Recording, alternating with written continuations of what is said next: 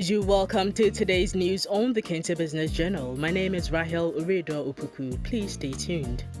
In our first story, Senegal's President Macky Sall has dissolved members of the government by decree, according to a statement issued by the presidential office late on Friday evening.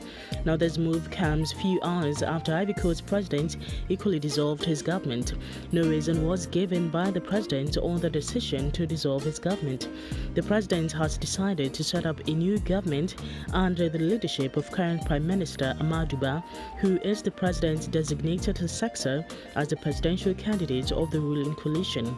However, Senegal will elect a new head of state on February 25, 2024.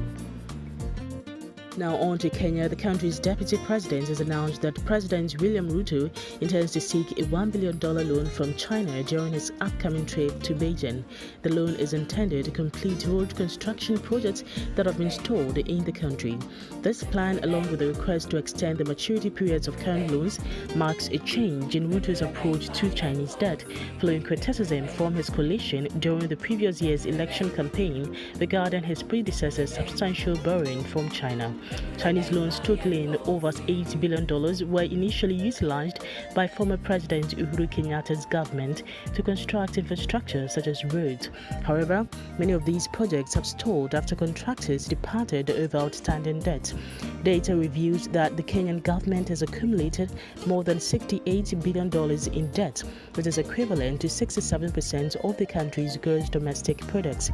The cabinet has ordered all ministries to cut 10% of the budget, while the president's office has imposed some restrictions on foreign travel by government officials.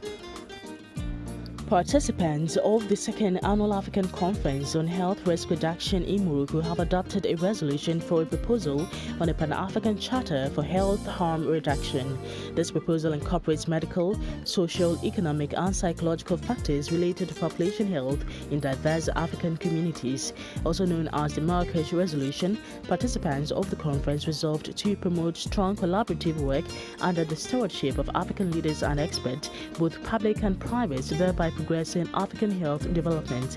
Participants resolved to create a common solidarity movement in which South-to-South expertise is mobilized and shared for continental sovereignty in health management.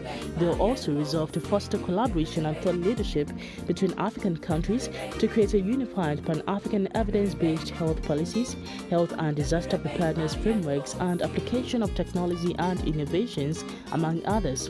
The participants also vowed to forge partnerships, invest in health infrastructure, and leverage their collective knowledge to ensure access to quality healthcare as a universal reality. They believe Africa's leadership in this endeavor will be a beacon of hope and progress that will foster a healthier and more equitable world for all. A member of parliament in the Democratic Republic of Congo, Edward Wangachuchu, was sentenced to death on Friday by the military justice system on charges including participation in the M23 insurrectionary movement and treason. The death penalty has not been applied for 20 years and is systematically commuted to life imprisonment. According to the presiding judge of the High Court, General Robert Kalala, the MP was found guilty of illegal possession of weapons and munitions of war, participation in the M23 insurrectionary movement, and treason. It's alleged the M23 is a rebellion which, with the support of Rwanda, has seized vast swathes of land in parts of the country since the end of 2021. Mr. Wangachuchu's defense, which had pleaded for acquittal, announced its intention to appeal to the Supreme Court. Thank you very much for watching this video. Please do not forget to subscribe to the YouTube channel KBJ Business Journal TV and press the notification bell to stay updated always.